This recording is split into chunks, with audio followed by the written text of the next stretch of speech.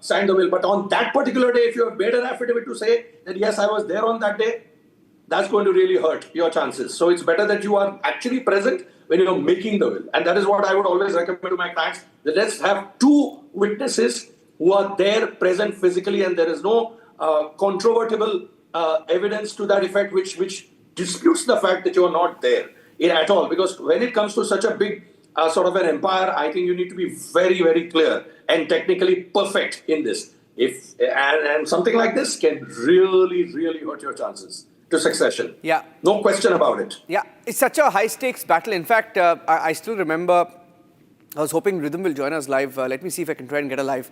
But in court, I don't know whether you saw that clip, Swapnil, Mahesh Jethmalani lost his school at one point. It's such a high-stakes battle. And you have such big names involved, including Karishma Kapoor, actor, etc. Now, my question to you is, can you access such data? I mean, when I saw the CDR, the first question that came to my mind was, can you go back and trace data from 1 year ago? Can you do that? Is it legally possible? And does the court accept such documents? Well, if it's electronic evidence, it's admissible in a court of law as per the new Evidence Act. And it's a legitimate evidence, and if you can show that X was not present during that period of time, or X was somewhere in London or wherever he or she was, then so be it. I mean, you have to show. I mean, you are one of the claimants. If you are there as the first wife, and if the second wife is taking a claim to the entire empire, saying that only some fraction of the amount is given to the second wife, then obviously the first wife, only a fraction of the amount. Then the first wife is definitely going to go hammer and tongs and try to find out all possible evidences pointing to the contrary, saying that you were not there, and these are I'm going to pick holes in that. And I'm possibly even going to go to the extent, and I'm not saying that, the first wife is going to do that, but people in a court of law actually go to the extent of saying that the person who made the will did not make so out of voluntary will. The person was coerced. There was some sort of a duress. And, the person who alleges that, Niranjan, duress and coercion and all that, has to actually prove that. So the burden of proof is on that person. But getting access to CDRs, getting access to cell phone towers, all the calls that you made, who you made to, and any other electronic evidence is absolutely very much valid in a court of law. There is no question about it. Except that, and of course, you have to get a certificate to that saying that, yes, this is a valid, CDR record, and, as per the Information and Technology Act, and nothing has been doctored and anything of those sort. And, if you want to show a photograph saying that, okay, this person is holidaying in London or US, then actually that photograph is not doctored and all of those things. So that is something which you have to buttress with a certificate to that effect. Not to say that the certificate cannot be challenged. All the things can be challenged. But the point is that it does throw a tremendous amount of doubt in the mind of the court. And when it comes to two wives, when it comes to two conflicting claimants, and especially the matriarch of the family coming and saying something to the effect that I was not even consulted as to what the hell was going on and all of those things, that still throws, further muck at the entire case. And it just complicates the case entirely, Niranjan. It's not something that, either party would... really like, but then, if you want 30,000 crores, then I think you'll have to really, really sweat it out and engage the best possible lawyers, and not only that, but pray to God that the judge understands, what you are trying to say, and, believes most of what you say, whoever it is, and has got more documentary evidence to prove the fact, and more reliability factor is the more important key, and even preceding your relationship, everything with the wife, with the children, so as to show to the court of law that actually the husband did intend to give it to the first wife, or did intend to give it to the second wife, or did intend to give it to a charitable trust altogether, did not give anything to any of the wives either, etc. So you'll have to really show the affinity and affection. You can't show and if the other side shows some sort of antipathy or acrimony between the husband and the wife, then it is difficult for that wife to show that, yes, even if there was acrimony, which happens in all couples all the time, but I'm getting it because I'm the beneficiary and I'm the first wife who actually took care of him while he was lying on his deathbed, etc., whatever. So, all those things will come into play. Every single piece of evidence is dissected, split like hairs in a court of law when it comes. And this is 30,000 crores, Niranjan. I would even talk about 2 crores and 5 crores people really going to, because that's what lawyers are paid to do. Yeah. Okay. Let's see where the story goes. I mean, the entire story, the way in which he died. Sting of a bee, to the inheritance battle and the claims made. And the claims have always been about whether the will was genuine or not. If anything, today it's only raising more questions. Becomes one of the most high-profile inheritance battles of our times. Thank you, Swapnil, for joining us on This Is Exclusive. Taking a short break. Arnab is debating this at 8:30 p.m. Very, very interesting development. Once again, ladies and gentlemen, these documents are circulating. Now, it could go any way. But the point is, it raises questions. There are doubts, and we will continue to ask those questions. We'll take a break at this point. Trending coming up next, but the debate with Arnab at 8 p.m. Stay tuned.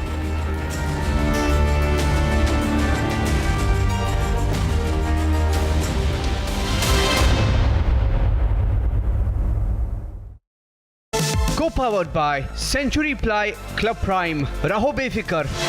दादी के हाथों का जादू और खुशबू से महकता घर, माँ की मुस्कुराहट और खाने की सुगंध. MDH गरम मसाला, क्योंकि हर रिश्ता है स्वाद से जुड़ा.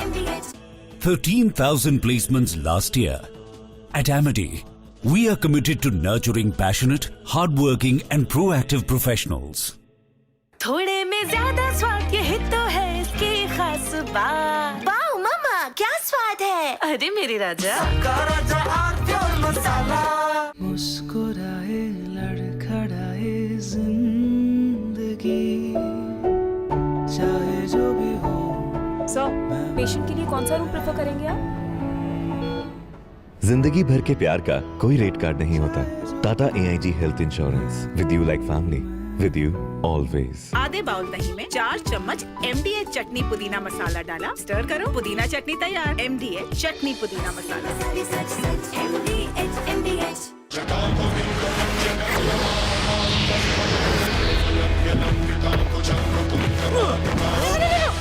मेरी चिमनी टूट जाएगी. What are you doing? रानी, इस घर में कुछ है जो टूटता नहीं. ये पिलर कभी नहीं टूटेगा. रुंगटा स्टील TMT से बना. रुंगटा नहीं तो घर स्ट्रॉन्ग नहीं. रुंगटा स्टील TMT बार एकदम solid.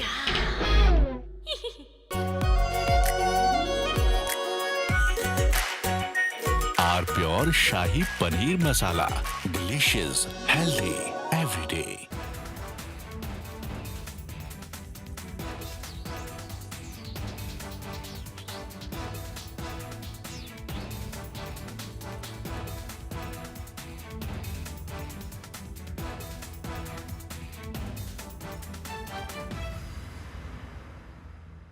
The icy cold waters of the Atlantic Ocean are getting hot, and how?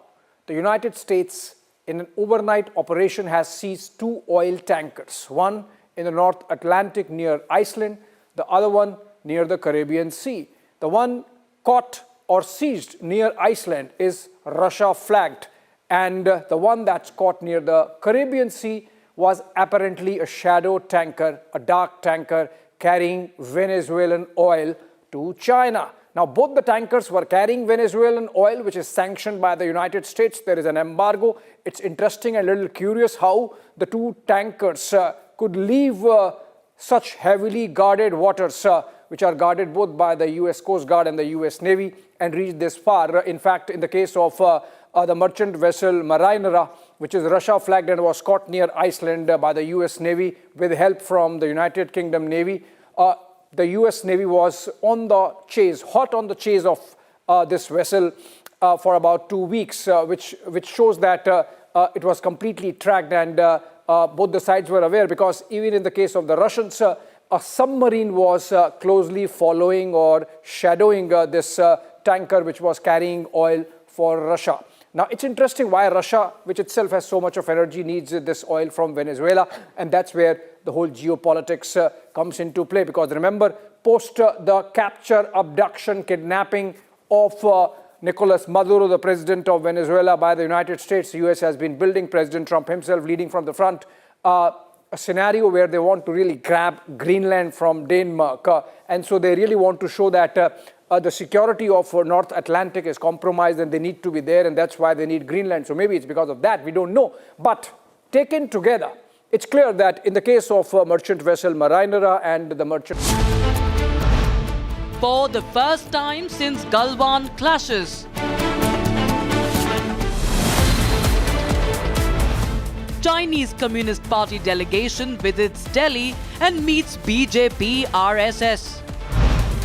The political face-off over CPC BJP meet. Debating at 8 p.m. Co-powered by Century Ply Club Prime. रहो बेफिक्र. आधे bowl दही में 4 चम्मच MDH चटनी पुदीना मसाला डाला, stir करो, पुदीना चटनी तैयार. MDH चटनी पुदीना मसाला. MDH. अरे टेंशन किस बात की? सेंचुरी प्रोवुड का प्रीमियम प्लस है ना. लो एमिशन है, हाई डेंसिटी है, वाटर रेजिस्टेंट भी है, टर्माइट एंड बोरो रेजिस्टेंट भी है. यानी ये है जहां नो टेंशन वहां. Premium plus by Century Prowood. थोड़े में ज्यादा स्वाद, ये तो है इसकी खास बात. वाओ मामा क्या स्वाद है. अरे मेरे राजा. केसरिया से मन जोगी हुआ रे, दिल झूमे देखो मतवारा हुआ रे. केसरिया से मन जोगी हुआ. हर पल मनाओ केसरी त्योहार. विमल बोलो जुबान केसरी. अब छोलिया हो या लोबिया, सफेद चने या काले चने, सब कुछ मजेदार बने. मुस्कुराए लड़खड़ाए जिंदगी, चाहे जो भी हो. सर, पेशेंट के लिए कौन सा रूम प्रेफर करेंगे आप? जिंदगी भर के प्यार का कोई रेट कार्ड नहीं होता. Tata AIG health insurance. With you like family. With you always. थोड़े में ज्यादा स्वाद, ये तो है इसकी खास बात. वाओ मामा क्या स्वाद है. अरे मेरे राजा. The icy cold waters of the Atlantic Ocean are getting hot, and how? The United States, in an overnight operation, has seized 2 oil tankers, one in the North Atlantic near Iceland, the other one near the Caribbean Sea. The one caught or seized near Iceland is Russia flagged, and the one that's caught near the Caribbean Sea was apparently a shadow tanker, a dark tanker carrying Venezuelan oil to China. Now, both the tankers were carrying Venezuelan oil, which is sanctioned by the United States. There is an embargo. It's interesting and a little curious how the 2 tankers could leave such heavily guarded waters, which are guarded both by the US Coast Guard and the US Navy, and reach this far. In fact, in the case of the merchant vessel Marinera, which is Russia flagged and was caught near Iceland by the US Navy with help from the United Kingdom Navy, the US Navy was on the chase, hot on the chase of this vessel for about 2 weeks, which shows that it was completely tracked, and both the sides were aware, because even in the case of the Russians, a submarine was closely following or shadowing this tanker which was carrying oil for Russia. Now, it's interesting why Russia, which itself has so much of energy, needs this oil from Venezuela, and that's where the whole geopolitics comes into play. Because remember, post the capture, abduction, kidnapping of Nicolas Maduro, the president of Venezuela, by the United States, the US has been building, President Trump himself leading from the front, a scenario where they want to really grab Greenland from Denmark. And so they really want to show that the security of North Atlantic is compromised and they need to be there, and that's why they need Greenland. So maybe it's because of that, we don't know. But taken together, it's clear that in the case of merchant vessel Marinera and the merchant vessel Sofia, which was caught, a dark fleet caught from near Caribbean Sea, which was taking the oil to China, United States has made it amply clear, taken together all these actions, that when it comes to its neighborhood, the Western Hemisphere, the so-called... Big win for India's gig workers. Centre asks 10-minute apps to drop the deadline. No more 10-minute delivery. Debating at 9 p.m.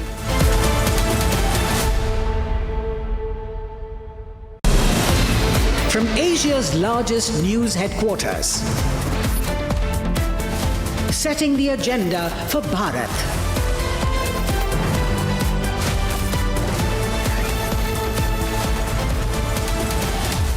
You're watching Republic.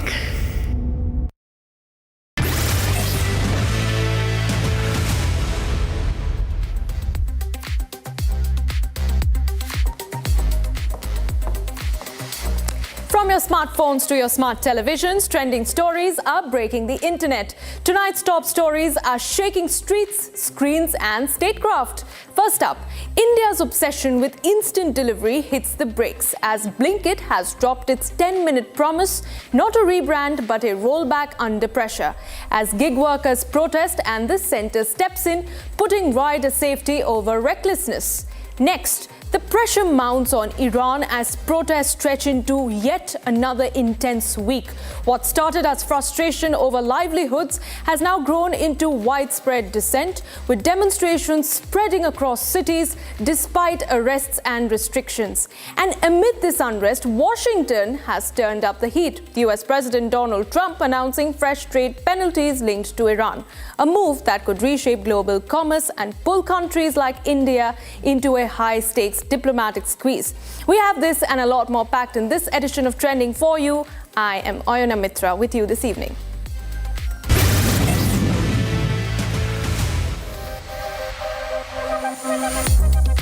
Viewers, India's obsession with instant delivery just slammed the brakes. Blinkit has officially dropped its flashy 10-minute delivery promise, and this time it's not a rebrand. It's a rollback under pressure. After gig workers hit the streets and the centre stepped in, the message is loud and clear. Rider safety over reckless speed. No more ticking clocks, no more deliver or suffer timelines. The Labour Ministry, led by Mansukh Mandavia, held talks with quick commerce giants, nudging platforms to erase the 10-minute claim from apps and advertisements.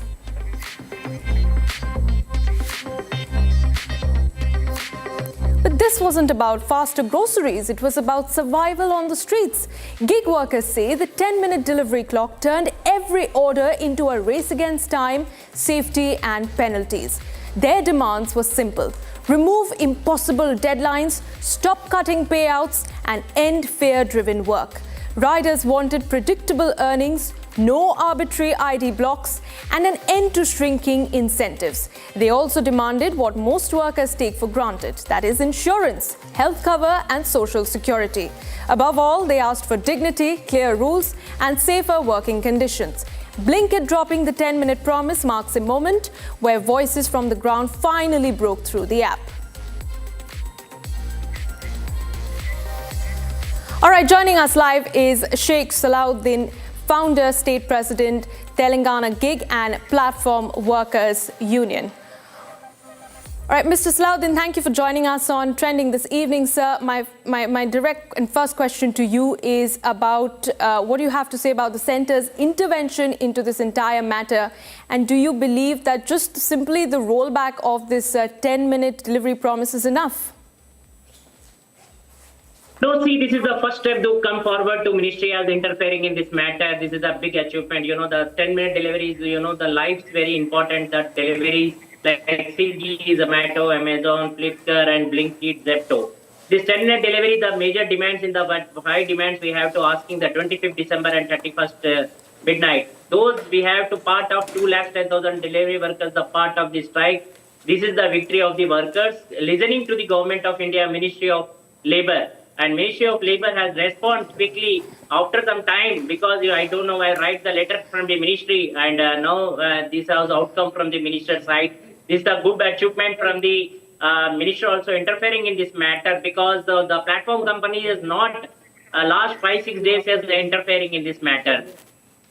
That's why ministry has come to interfering in this matter. The workers' voice to be raised to the ministries and ministry should be immediately respond at times to Labour Minister, central and central government officials. Right. Mr. Salahuddin, you know, apps like Blinkit, Zepto, Swiggy, these are apps that you and I, we use every day for our everyday use. How practical do you think is, you know, this policy that has now been rolled out, and what are the demands that you would like to place to the centre to ensure that welfare and all the concerns that quick commerce delivery partners have are kept in mind and implemented in the future? See, we have to, again, same that 5 minutes, for 5 important very things we have to, same government and platform companies. The first of all, we have to asking the wages ensured from the platform companies not less than, okay, whatever per kilometer, per ride, per delivery, from whole gig and platform workers, not only from delivery, we are asking from the drivers, ride hailing and platform, those all platform companies like urban company workers onwards. That should be government again is very important subject to interfering in these wages in issues onwards. And second, the 10-minute delivery, we are asking the 10-minute delivery is interfering government, a very good thing to come forward, minister to involving in this issue. And third thing, the algorithm should be very important nowadays. How to workers should be penalized that complete the task before the task and incentive and cap from the algorithm and data transparency and dignity. Okay, this is the very normal. We have to demand it from the platform companies. We are asking 25th and 31st December. Right, all right, Mr. Sheikh Salahuddin, thank you for joining us and giving us your perspective. Viewers, with that, we turn on to the next story, our trending story of the evening. Viewers, Iran's streets are still boiling and now into the third straight week. What began as protests over economic pain has snowballed. Iran's streets are still boiling and now into the third straight week, as we said.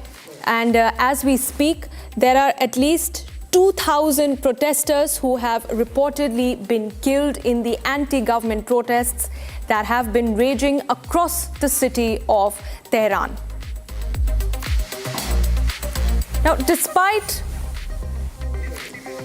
as Iran burns, viewers, Washington tightens the screws. President Donald Trump has unveiled a 25% tariff on any country trading with Iran, a move that is designed to choke Tehran's lifelines. This message is blunt. Do business with Iran, pay the price in America. While the White House has offered few details on enforcement, the signal is unmistakable. Economic pressure is now seemingly a weapon. For countries like India, the stakes are real. Energy, trade and diplomacy now caught in the crossfire. And with military options still on the table, this is pressure with an edge. All right, joining us live is strategic affairs expert Robindra Sachdeva. Mr. Sachdeva, thank you for joining us on Trending this evening, sir. How do you assess the current situation that is unfolding in Iran and Trump's, sort of attempt to mediate in between and threaten military action? Thank you so much. See, essentially, there's some steps by Trump. But fundamentally, if you look where Iran is today, the entire scenario is due to the sanctions on Iran for the past many, many years. Fundamentally, it started, as we know, as I said, as a situation of economic distress for the people of Iran, very high inflation, devaluing currency, corruption amongst the elite, etc. All of that has happened because there were sanctions by America on Iran for the past so many years. In fact, that is the very intent and objective of the sanctions which America imposes, that the country, the targeted country, its economy suffers, the people come on the streets, dissatisfied, there's a revolution and they overthrow the regime. That is a typical copybook. That's what America looks at with North Korea when you have sanctions, Cuba, etc. Now, coming back to Iran.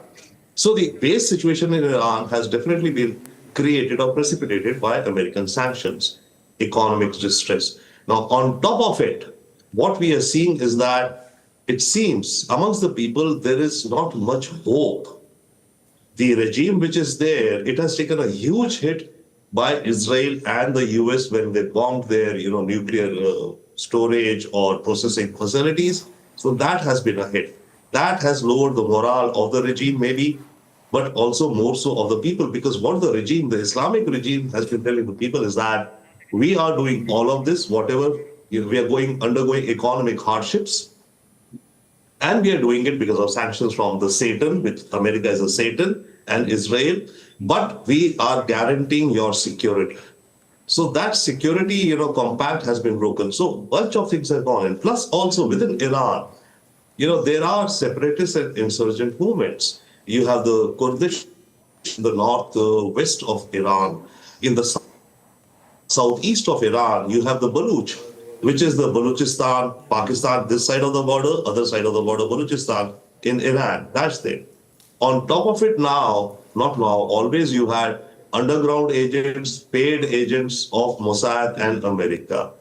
I mean, Israel has been able to take off Iran's nuclear scientists, many more killings targeted, including Ismail Haniyeh. Why? Because there are informants on the ground inside Iran who are either against the regime, Iranians who do not like the regime, who hate the regime, or who have been brought over by money, or who have been blackmailed. Whatsoever be the reason, there are people on the ground who are pro-America or Israel and anti the regime. So as the demonstrations spread, much of it can be genuine, but within those, definitely yes, protagonists, other actors could come in, and it then becomes a dangerous cocktail. So that's where we are today in Iran. And lastly, now Trump has imposed another 25% tariffs on any country that does business with Iran. This will do two things. One, it will further tighten the screws on Iran in terms of its economic situation. Let's say India is threatened now with 25% additional, on top of, by the way, the 50% we are already facing, right? China will be facing the 25% because it does business with Iran. It buys over $30 to $40 billion of Iranian oil every year.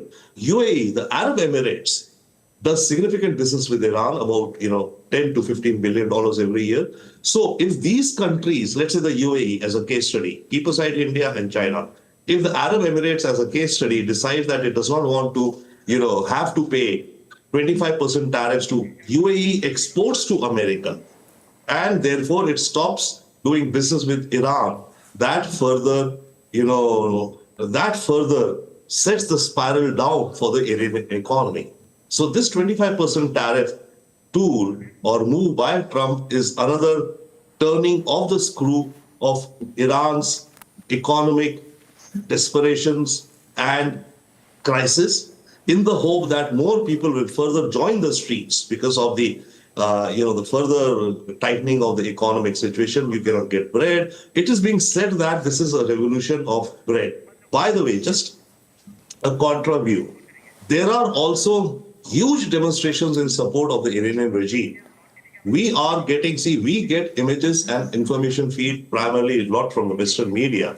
I was on Russia Today just today evening, and in our discussion, same topic, Iran, and they were showing clips where they said that hundreds of thousands of people have come on the streets of Iran supporting the current regime. So let us remember that there is support for the current regime also. But yes, at the same time, there is huge or growing opposition to the regime also. Right, absolutely, Mr. Sachdev. I do appreciate you joining us this evening, sir, and giving us your expert perspective on what we expect to see unfold in Iran in the near future. Thank you very much, sir. All right, viewers, straight off the internet and onto your screen, these are the hot trends of the day.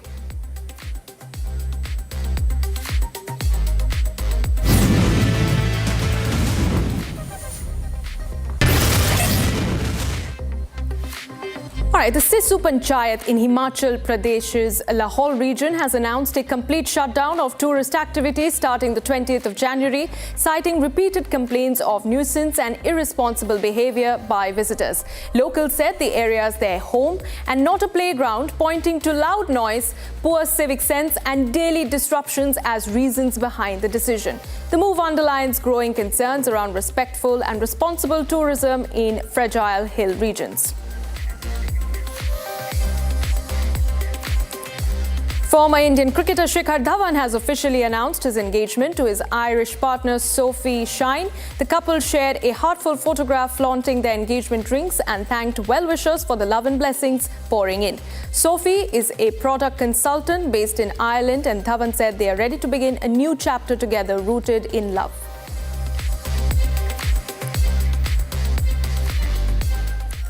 singer Mika Singh has approached the Supreme Court with an offer to donate 10 acres of his land for the care, shelter and protection of stray dogs. Stressing the need for humane and long-term solutions, Mika Singh urged authorities to focus on proper shelters, medical facilities and responsible animal management as the national debate around stray dog welfare continues. Punjabi singer Karan Aujla has landed in controversy after a US-based artist accused him of cheating. The woman, known as Miss Gory Music on Instagram, claimed they were in a private relationship and alleged that she was unaware that Aujla was married to Palak. She further alleged that she was silenced and publicly shamed after his team contacted an Indian influencer to spread false information to cover up the issue. Ayush Badoni's inclusion in India's ODI squad for the series against New Zealand has triggered backlash from a section of fans on social media. Badoni received his maiden ODI call-up as a replacement for injured all-rounder Washington Sundar, but critics accused head coach Gautam Gambhir of favouritism. Badoni's coach Sarandeep Singh defended the selection, calling it a long-awaited and deserved opportunity. Actor Sunny Deol is planning to open a museum in memory of his father, legendary actor Dharmendra. According to Hema Malini, speaking in an interview, Hema Malini said that Sunny has been discussing the idea with family members and will take it forward after consultations. Dharmendra, legendary Indian actor, producer and politician, is revered as the He-Man of Bollywood. Over a career spanning more than 60 years and 300 films, he established himself as one of the most versatile stars in Indian cinema history. At the 2026 Golden Globes, several Hollywood celebrities used the red carpet to protest recent fatal shootings involving US immigration and customs enforcement officers and criticize the current US administration.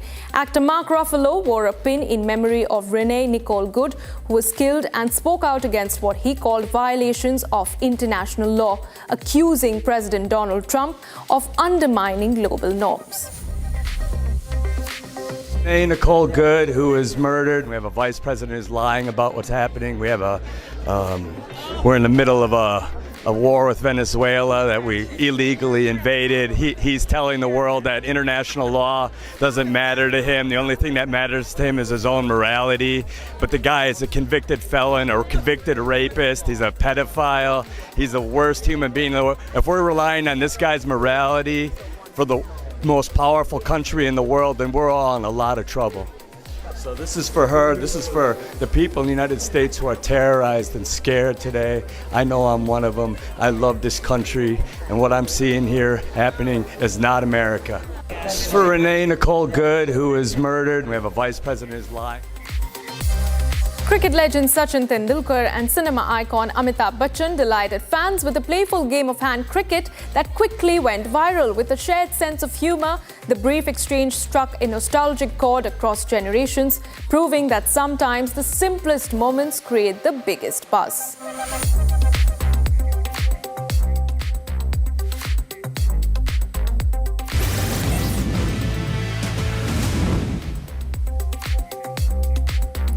The Supreme Court of India, viewers, has sharply questioned the practice of feeding stray dogs in public places, asking why dogs should be allowed to roam freely and bite or chase people. The bench warned that for every dog bite and every death, states could be made to pay heavy compensation for failing to make proper arrangements. The court also indicated that dog feeders and organizations may be held liable for attacks that leave lifelong consequences. Supreme Court also underlined that compassion cannot be limited to animals alone, must extend equally to human lives.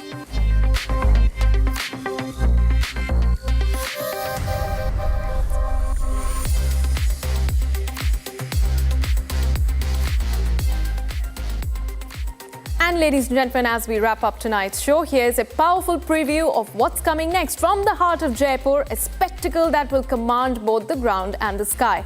On the 15th of January, Mahal Road will turn into a theatre of national pride as the Indian Army marks Army Day Parade 2026. Thanks for watching.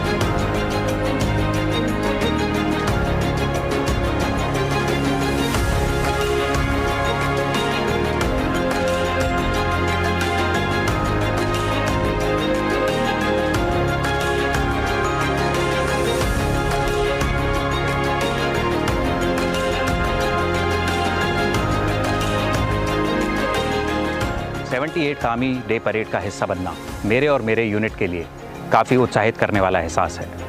Indian army के Apache helicopter इस parade का हिस्सा पहली बार बन रहे हैं और जब भी हम उस परेड मार्ग के ऊपर से गुजरते हैं, इतनी प्रोत्साहित युवाओं को देखकर हमें काफ़ी हर्षोल्लास की अनुभूति होती है। मैं आशा करता हूं कि आज का युवा इससे प्रेरणा लेगा और हमें ज्वाइन करेगा। जय हिंद।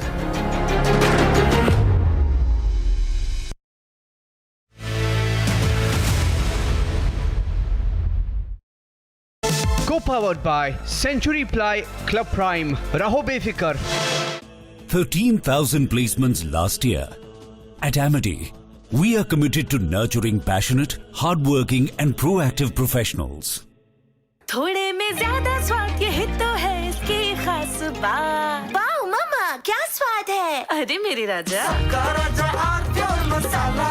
मुस्कुराए लड़खड़ाए जिंदगी, चाहे जो भी हो। सर, पेशेंट के लिए कौन सा रूम प्रेफर करेंगे आप? जिंदगी भर के प्यार का कोई रेट कार्ड नहीं होता। Tata AIG health insurance, with you like family, with you always. MDH की देगी मिर्च, देगी मिर्च का तड़का, अंग अंग फड़का। MDH की देगी मिर्च। अरे टेंशन किस बात की? सेंचुरी प्रोवुड का प्रीमियम प्लस है ना, लो एमिशन है, हाई डेंसिटी है, वाटर रेजिस्टेंट भी, टर्माइट एंड बोरो रेजिस्टेंट भी है। यानी ये है जहां नो टेंशन वहां। Premium plus by Century प्रोवुड।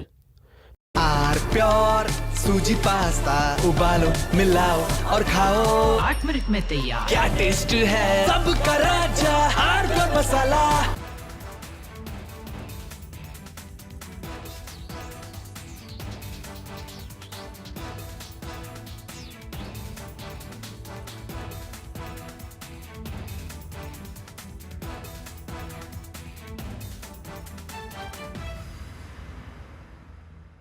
The icy cold waters of the Atlantic Ocean are getting hot, and how?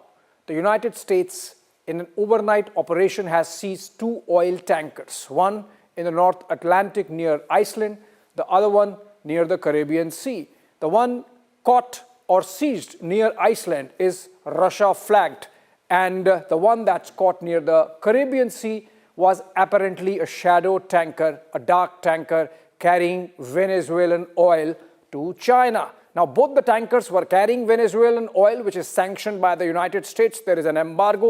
It's interesting and a little curious how the 2 tankers could leave such heavily guarded waters, which are guarded both by the US Coast Guard and the US Navy, and reach this far. In fact, in the case of the merchant vessel Marinera, which is Russia flagged and was caught near Iceland by the US Navy with help from the United Kingdom Navy, the US Navy was on the chase, hot on the chase of this vessel for about 2 weeks, which shows that it was completely tracked, and both the sides were aware, because even in the case of the Russians, a submarine was closely following or shadowing this tanker which was carrying oil for Russia.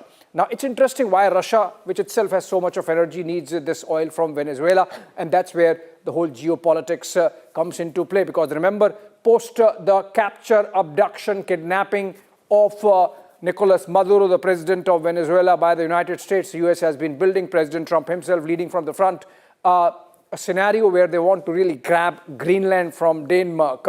And so they really want to show that the security of North Atlantic is compromised and they need to be there, and that's why they need Greenland. So maybe it's because of that, we don't know. But taken together, it's clear that in the case of merchant vessel Marinera and the merchant vessel Sofia, which was caught, a dark fleet caught from near Caribbean Sea, which was taking the oil to China, United States has made it amply clear, taken together all these actions, that when it comes to its neighborhood, the Western Hemisphere, the so-called Monroe or the latest Donroe doctrine, they are the boss, they are the mafioso.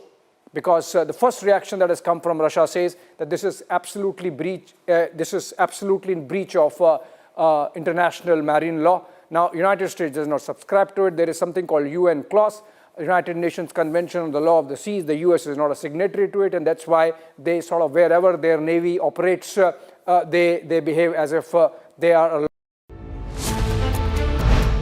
For the first time since Galwan clashes, Chinese Communist Party delegation visits Delhi and meets BJP RSS. The political face-off over CPC BJP meet. Debating at 8 p.m. Co-powered by Century Ply Club Prime. Raho befikar. अरे tension किस बात की? Century प्रोवुड का premium plus है ना, low emission है, high density है, water resistant भी, टर्माइट एंड बोरो रेजिस्टेंट भी है। यानी ये है जहां नो टेंशन वहां। Premium plus by Century Prowood. अब छोलिया हो या लोबिया, सफेद चने या काले चने, सब कुछ मजेदार बने। मुस्कुराए लड़खड़ाए जिंदगी, चाहे जो भी हो। सर, पेशेंट के लिए कौन सा रूम प्रेफर करेंगे आप? जिंदगी भर के प्यार का कोई रेट कार्ड नहीं होता। Tata AIG health insurance, with you like family, with you always. Our pure shahi paneer masala, delicious, healthy everyday. Please stop. झुमका, तेरा झुमका, तेरा झुमका। नॉट देयर, मेरा काउंटर टॉप टूट जाएगा। तेरा झुमका।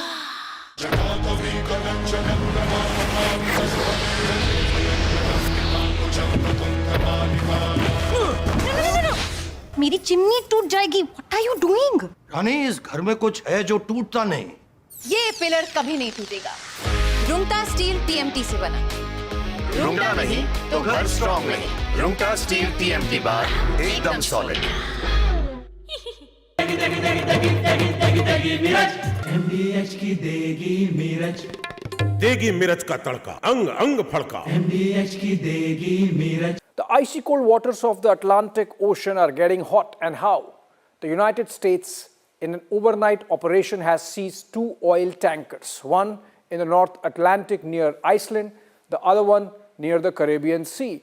The one caught or seized near Iceland is Russia flagged, and the one that's caught near the Caribbean Sea was apparently a shadow tanker, a dark tanker carrying Venezuelan oil to China. Now, both the tankers were carrying Venezuelan oil, which is sanctioned by the United States. There is an embargo. It's interesting and a little curious how the 2 tankers could leave such heavily guarded waters, which are guarded both by the US Coast Guard and the US Navy, and reach this far. In fact, in the case of the merchant vessel Marinera, which is Russia flagged and was caught near Iceland by the US Navy with help from the United Kingdom Navy, the US Navy was on the chase, hot on the chase of this vessel for about 2 weeks, which shows that it was completely tracked, and both the sides were aware, because even in the case of the Russians, a submarine was closely following or shadowing. For the first time since Galwan clashes, Chinese Communist Party delegation visits Delhi and meets BJP RSS. The political face-off over CPC BJP meet. Debating at 8 p.m.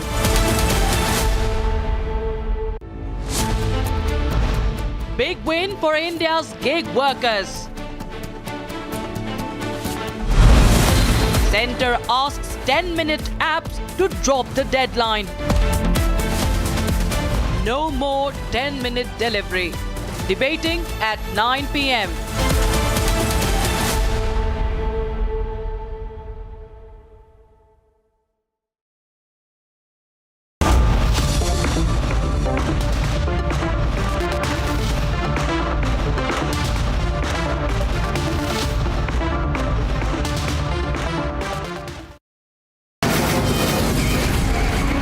From the Republic Media Network headquarters, it's time for Arnab Goswami on the debate.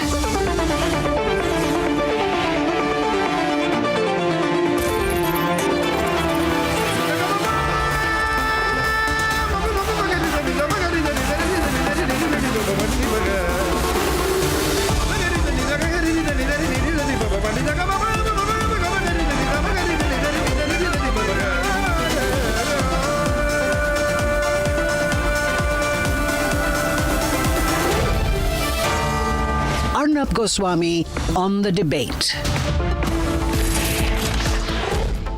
On the show tonight, political face-off as Communist Party leaders from China visit the BJP office.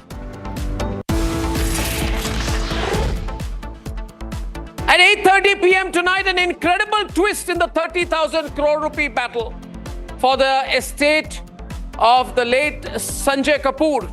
We have new revelations, CDR records, which raise question marks about the veracity of the claims of Priya Sachdev. This is hotting up. And at 9 o'clock this evening, why I support all the attempts being made by the government to stop this 10-minute delivery. It's a terrible thing, this 10-minute delivery. Just because some people want to make money, why do something that's so deadly?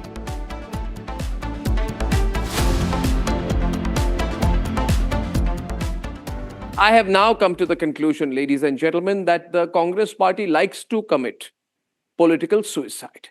I have come to the conclusion that these are not accidental mistakes that the Congress party does. It is actually a party that is constantly in political suicide mode. Why else would it raise questions about why some leaders of the Communist Party of China have visited the BJP headquarters? Yes, leaders of the Communist Party of China visited the BJP headquarters, but it was not done secretly. Like the Congress party went and signed an agreement with Xi Jinping, where Rahul Gandhi was told by his mother, go sit there, Rahul, sign an agreement with Xi Jinping, get your signature right. That's Xi Jinping and Sonia Gandhi. That's Anand Sharma of the Congress party. While Rahul Gandhi commits himself to life to serving the Congress interests of the Chinese Communist Party.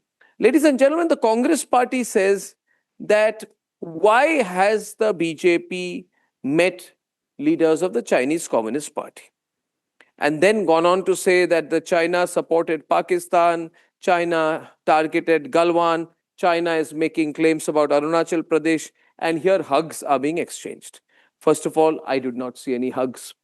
Nevertheless, does the Congress party not have the common sense to understand that an official meeting between two parties is not the same as a memorandum of understanding, officially signed and secretly kept in some locker of the Congress party office? There's a fundamental difference between the two. Has the Congress party gone mad to talk like this? Does the Congress party not realize that by questioning why the BJP leaders met the Chinese Communist Party, more people will begin to ask, meeting is okay, but why did you sign an agreement with the Chinese Communist Party? And if there's nothing wrong with the agreement, if there's no hanky-panky, if there's nothing to hide, then why don't you go ahead and declare what is in the agreement? Ladies and gentlemen, on the contrary, it will be fundamentally argued, I would argue, that the government position vis-a-vis China continues to be extremely strong.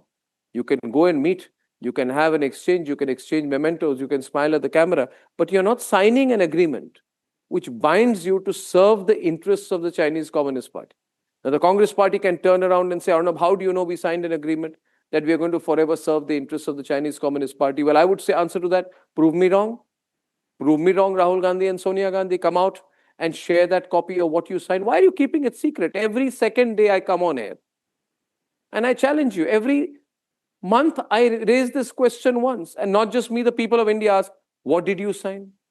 Why do you get into a long-term understanding and interest with the Chinese Communist Party when your ostensible reason to visit China, where you were given the sort of, a royal treatment by the Chinese, where they treated you as the monarchs of India, where they rolled the red carpet to you, where they treated you as the elected head of the government, which you were not. You went there in a private capacity. Sonia Gandhi was not Prime Minister. Manmohan Singh was kept aside.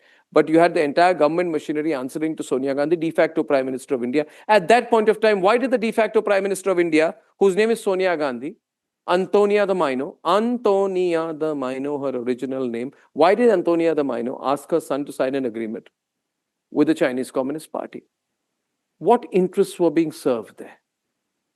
What did Sonia Gandhi, Antonia the Maino hope that the country will gain?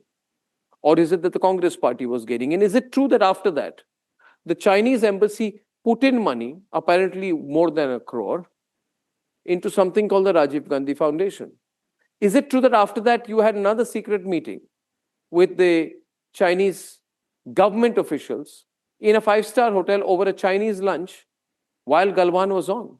Now, these questions are a triumvirate of questions, and the questions are now beginning to get even sharper, which is why I said the Congress party is mad to be questioning why the meeting is happening in the BJP office. The more you ask that question, the more people will ask questions over this picture, even if you had forgotten about this picture, even if it was not in your imagination as of this minute and this second, now it would come back into your focus, which is exactly what we will do. If you want to have a fight over photos, let's have one. Let's debate. China's construction of infrastructure in the Shaksgam Valley, an area illegally ceded by Pakistan in 1963, is a point of fresh tension. 首先，你提到的领土属于中国领土，中方在自己的领土上开展基础设施建设无可非议。中国和巴基斯坦已于上个世纪的60年代签署了边界协定，并且划定了两国的边界，这是中巴作为主权国家的权利。那么你提到中巴经济走廊，这是一个经济合作倡议，旨在促进当地的经济社会发展和改善民生。中巴边界协定和中巴经济走廊不影响中方在克什米尔问题上的立场，中方在这个问题上的立场没有变化。India has called this a blatant violation of its territorial integrity. So as the Shaksgam Valley is concerned, India considers 1963 agreement between Pakistan and China as illegal. Therefore, any activity in Shaksgam Valley is concerned, we do not approve of it, and in this terms, MEA has already issued this statement. Therefore, the joint statement which has been issued in China, what I understand about the CPEC 2.0, we do not accept it, and we consider that it is an illegal action which is being carried out by the two nations. Amid this contestation came this post by BJP MP Arun Singh on X. In pictures is the Communist Party of China delegation that visited the BJP head office. The BJP said that the meeting was to enhance communication and interaction between BJP and CPC as part of an institutionalized mechanism. But the Congress hit back. The same BJP for the longest time has been questioning Congress over the picture that showcases Rahul signing an MOU with China in 2008. Today, the tables have turned and the same party is in the dock. China has claimed that one of the valley of India is the part of China. So in spite of that, they met this delegation, and not only this, Communist Party of China went to meet leaders of Rashtriya Sevak Sangh also in their office. So what is the anti-national activities? I am sorry to say, I never make such kind of allegations against any political party, but definitely China is an enemy, and bigger enemy than Pakistan. The political fight is intensifying and the BJP is yet to clarify its stand.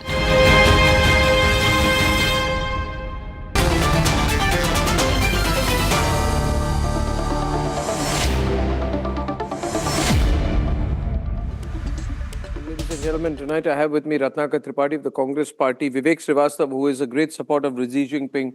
I satirically call him Vivek Jinping, is with us also on the program tonight. Pankaj Sharma supports the Congress Party. Ratan Sharda is a well-known right-leaning analyst, and Rajat Sethi is a well-known political commentator, usually right-leaning. Right. Now, Mr. Tripathi, I'll begin with you and Mr. Sharda.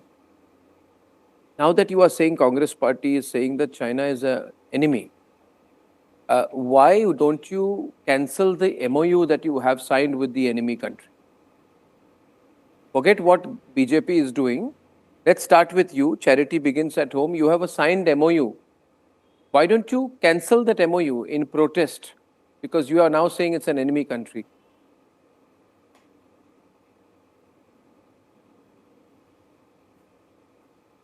Who is to speak? I took your name. I presume it is you. But if you need some time to prepare for that question, No, I don't I can give you some what time. Yeah, preparation. okay. You can blow Okay. your MOU trumpet again and again, Mr. Goswami. But the thing is that is finally settled on 7th August 2020 by the bench of Supreme Court of India.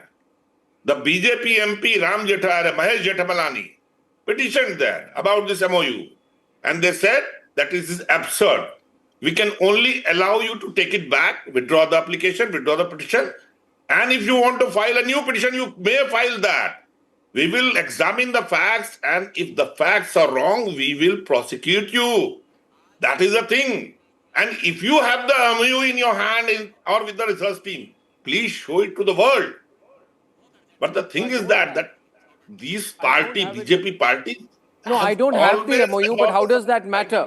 You are, no, how does it matter? How does it matter? Blatant lie. Louder, You are saying a blatant lie. Will Congress disclose the MOU? That is not mandated by the court. That is mandated by the political transparency that you signed an MOU. So you should be sharing with the people what did you sign. What is it that you're doing for Communist Party under the MOU? That is a question. So will you please disclose it?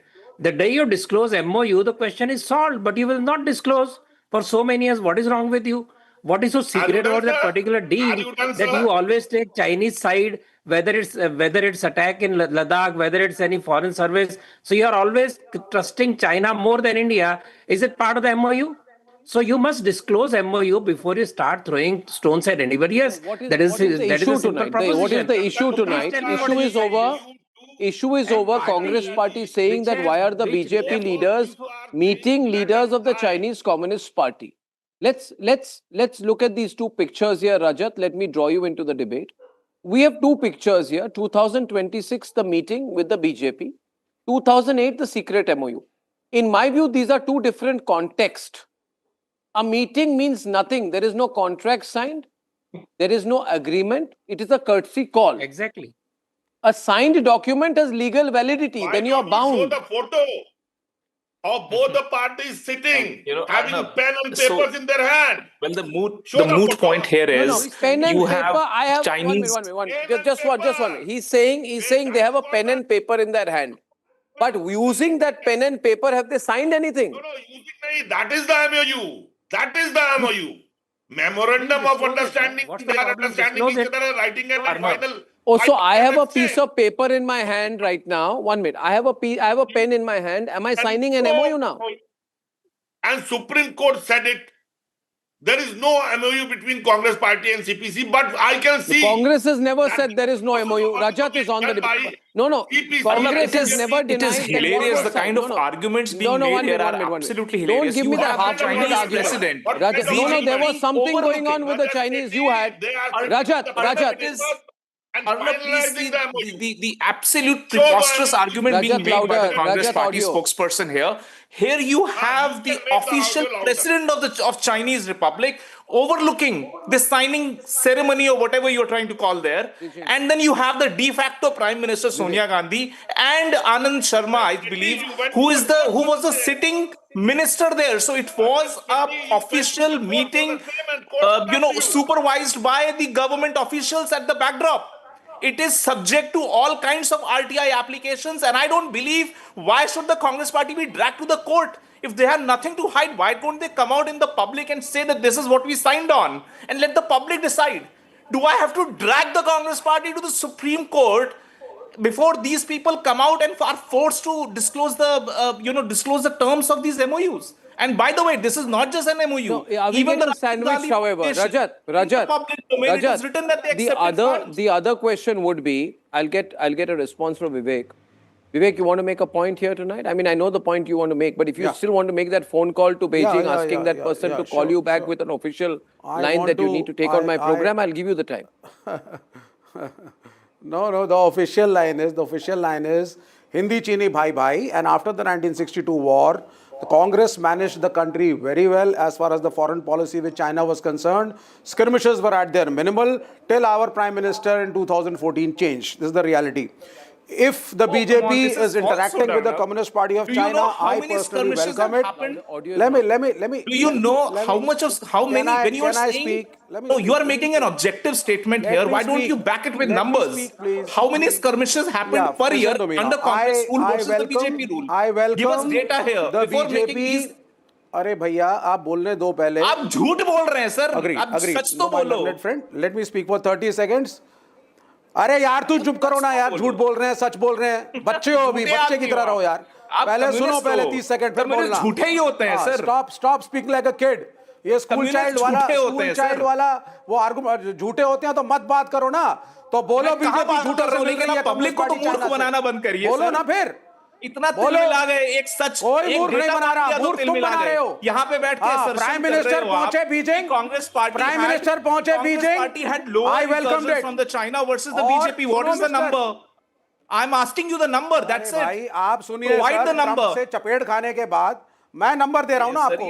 इतनी हल्की बातें करते हैं. कहां से ऐसे पशुओं को आप बुला लाते हैं अर्नब? बट टू हैव, बिल्कुल हल्की बात करूंगा. जवाब आ गए हो तो हम भी उसी भाषा पे आ गए. आप सुनना नहीं चाहते हो. 30 सेकंड में बोल रहा हूं. I said I am welcoming this visit by the communist Chinese party to the BJP guys. अगर वहां पे एक एक्सचेंज ऑफ यूथ होगा, एक्सचेंज ऑफ कैडर होगा, टेक्नोलॉजी होगा, बातचीत, आइडियोलॉजी होगा, I welcome that also. If there is going to be an MOU, there is nothing wrong in it. China is your neighbour. Beat the Congress, beat the BJP. आपको अपने relation अच्छे करने पड़ेंगे. And that is a necessity. It is the same Congress party which celebrates Bolshevik revolution in this country. They still celebrate when Chinese have their, annual meetings of the CPC. They do celebrations. This still happens in this country by the Communist Party. They live, these communists in this country, they live on a parallel planet. And they believe that they are still in power in that parallel planet and they are ruling the country of India. As a courtesy, we took part in what the CPC was doing. And so today, forget courtesy. Trying to make inroads. Today, sir, you still celebrate the communists. What's wrong? लेकिन आप राहुल गांधी को anti national मत बोलिए. जो आज BJP कर रही है, कांग्रेस ने भी करना चाहिए और दोनों को करना चाहिए. मैं कह रहा हूं, बिल्कुल करिए आप. वो आपका पड़ोसी है, अमेरिका नहीं आपका पड़ोसी. These, communists in this country are worthy to be kept in a museum. Their intellectual thought process is worthy of a museum only, not television discussions. You go and teach that to Narendra Modi. I have go and teach that to Narendra Modi, who has invited the Chinese ruled by the Communist parties. You will be shocked, Arnab, that they used to celebrate like Diwali on a Bolshevik revolution day. You go and talk to the BJP guys and ask them why they are inviting the CPC. When Nepal, what ideological exchange is going to take place. My own view is Rajat. I'll get Pankaj also. My own view is I have no problem with you meeting Communist Party leaders. The Communist Party leaders are not aliens or Martians. They have come from a neighboring country. You can meet them. As long as you do not make a commitment. I don't have any problem with Rahul Gandhi meeting the Chinese. As long as you don't make a commitment. My problem is with the commitment. I don't think that the Congress party can equate a ritualistic meeting with an MOU signing. Now that you have raised questions over the ritualistic meeting, youth federations to now that you've raised questions, it's an Abel Mujhe Maar kind of approach, no? Pankaj, you should, ideology, people who stay in glass houses should not throw stones at others. The Congress party has signed a secret MOU. Every time now you have gone and said, why are the BJP guys meeting the Communist Party? To exchange mementos, not to sign an MOU. Congress party never signed any secret MOU. See the contents of the MOU. No, it is a secret MOU because I don't have it. Were in the public Nobody in domain the country has been told what's in that MOU. See, in the MOU there were 4 points. Establishing a mechanism for regular high-level exchanges between the two parties. 2, promoting exchanges at various levels, including youth organizations and delegations. 3, providing an opportunity for the parties to consult each other on important bilateral, regional, and international developments. And 4, facilitating high-level information exchange and cooperation on matters of mutual interest. 1 minute, 1 minute, 1 minute. First of all, how do you know? 1 minute, Rajat, 1 minute, Rajat. Would you not ask him how he knows what is in the MOU? Because I have not seen like it. Mr. India, he was present invisibly while the signing ceremony was happening. So what is the proof, sir? We are asking a simple question. We had to drag the Congress party into the courts to get the official copy of that. And also, why did the money come into Rajiv Gandhi Foundation account? Actual physical money came into the accounts. How did a financial transaction happen in the garb of this? Answer that. How did a financial transaction happen after the signing? What about the money which came to the PM Cares Fund Sir, from let's Chinese not. Do companies? you have an answer or not? What Tell about yes that? or no. Don't try to blabber around the topic. Why did money come into Rajiv Gandhi Foundation? It's a simple question. Can you answer that question? Did any money come to Vivekanand Foundation? You don't have an answer. Or No, of course not. Vivekananda International Did any Foundation money does come not to take Chinese Vivekanand money. Foundation It or has not? never taken any international Reply money. that also. VIF has not taken any money, sir. Correct your facts here. How can you Why say did that? Rajiv Gandhi? So basically, you There don't are have an answer. details available. You don't have an answer. You don't have an answer. Why don't you accept it on national television? You do not have an answer. Why did Rajiv Gandhi Foundation take money and what services were given on behalf of taking that financial support from the Chinese Communist Party? What was given in return? It's a simple question. Pankaj, It will continue to haunt you let because me you tell don't have you. an answer. Pankaj, let me tell you. People like Ajit Doval, people like S. Gurumurthy, right? These are the gems of the country. Never forget that. They have changed the direction of thinking on national security in our country. And we are proud of them. Republic is proud of people like Ajit Doval, people like S. Gurumurthy. And we are blessed as a nation to have them. Now I go back to the main issue. Ratnakar Tripathi. 4 points are mentioned here as the parts. Ratnakar Tripathi and Ratan Sharda, please. First, regular high-level meetings. Why do you have to make a commitment? Second, exchanges. Exchanges of what? Flower pots? Exchanges of what? Third, consultation on issues. Why? Communist Party of China is not a party, it is the government. Why is the Congress Party bypassing the government of India to have a private relationship with a government of China? Why is Sonia Gandhi bypassing elected democracy in this country? No. Ratnakar Tripathi, if what Pankaj has said is true, then it is blasphemous what the Congress has done. Let me speak I'm saying now. if what he has said is true. Uninterrupted. Ask this to Pankaj Sharma. To my knowledge, on 7th August 2020, the division bench led by Justice Boble not only snubbed and reprimanded Mahesh Jethmalani, the MP and senior advocate of Supreme Court, saying that this is absurd what you are saying. So please file the petition again and you are repeating we yourself. will just respect it and we will Ratnakar ji, prosecute you. you are repeating yourself. रतन चादा जी बीच में मत बोलिए. नहीं repeat मत करिए ना, तो नहीं बोलूंगा. आप नई बात बताइए कुछ. प्लीज बीच में मत बोलिए. आप नई बात बताइए ना, तो नहीं बोलूंगा. If you want to know about what Pankaj Sharma said, ask Pankaj Sharma. मैं सुप्रीम कोर्ट का वर्डिक्ट जानता हूं, जिस पर सुप्रीम कोर्ट ने महेश जेठमलानी से सीधे कहा कोई एमओयू नहीं है और ये एब्सर्ड है जो आप बोल रहे हैं. आपको अगर पिटीशन वापस लेनी है लीजिए, नहीं हम आपको दंडित करेंगे. And they withdrew the petition. Ask you, Ratan Sharda, my question to you also is, no, Ratan Sharda, having said that, I have a question for you and for Rajat also. Fact of the matter is, Ratan Sharda, that things are not good with China either. We have to stop. We have to be careful. No, I'm just asking a point to the question is to Ratan Sharda. I have a right to ask a question to Ratan Sharda. Why don't you let me complete, sir? Yes, please. Because I have a relevant question to Ratan Sharda. Time is running out. Please ask the question. Let me give the data first. Let me ask the question. Ratnakar Tripathi, you have a problem if I ask a question to Ratan Sharda? No. Let me complete first. No? I have a problem when you just... No, I have limited time. No, I have a time issue. Just 1 minute. Ratnakar Tripathi, you got more time than Ratan Sharda. My question to you is this. See, we have to stop, we have to be careful of not going from the frying pan to the fire. From a twisted relationship with America to a potentially exploitative relationship with China. China is not our friend. There has been a flare-up of Shaksgam. The Chinese are blocking our NSG bid. The Chinese are blocking our Security Council bid. The Chinese are catching Indian nationals from Arunachal Pradesh and troubling them.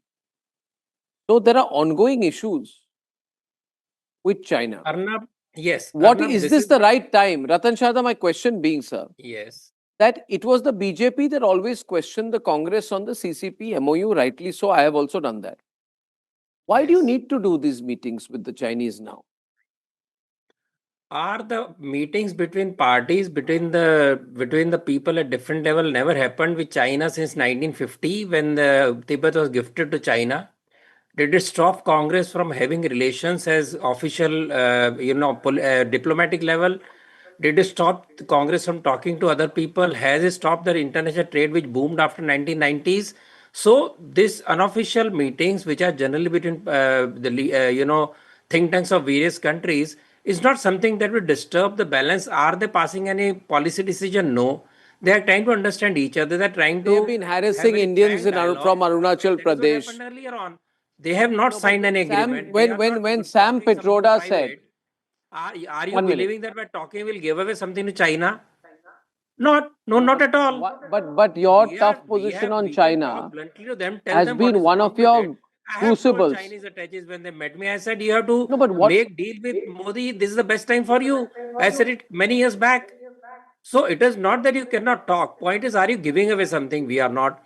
Is BJP government not able to take back what China has claimed? No. Has China made such claim for the first time? No. Did India sign Panchsheel agreement and then saw the biggest humiliation? No. Did India set up a diplomatic mission with China? Yes. So there are international relations which were very monopolistic kind of unipolar kind of agreements. Now India has opened this kind of ties with every country, and that is the reason China has to come. That is the reason when India built up border strength, they had to listen to it. For 4 years they stared down. Finally they have to stare back, and they have to go back from where they were stopping India from entering. Did Congress ever succeed in this? Pankaj, what Ratan Sharda is saying is that we've given away nothing. No, I am saying that, and not only to regain its ground, like Congress, we didn't say don't make roads on the border because China may use it. We were not afraid of China.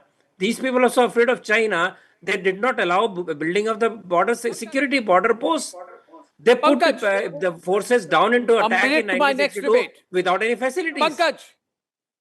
Pankaj, have you have you left the debate? You seem to have nothing further to say. And why should you're losing the debate, Pankaj? I'll give you 2 minutes at the end, Vivek. Vivek, 2 versus 3, the 2 are ahead of you. There's not even a comeback from you to Rajat and Ratan today. Who doesn't know that during Operation Sindoor, China fully supported Pakistan? Chinese weapons were used against India. Not even 8 months have passed, and BJP RSS are now embracing Pakistan's close buddy China. What China did to our soldiers in Galwan 5 years ago is also a tragic chapter. China is occupying hundreds of miles of Indian land despite a massive win. The biggest humiliation you could do in 1971, you released 93,000 prisoners of war. You gave back everything that you won, and not only that, you even gave back prisoners of war. 54 prisoners of war who are languishing or dying in Pakistani jails. What was the purpose of 1971 negotiations? You can't negotiate well. You allowed 54 prisoners of war to decay in Pakistani prisons. Some may have died, some may be languishing. Why did you do that?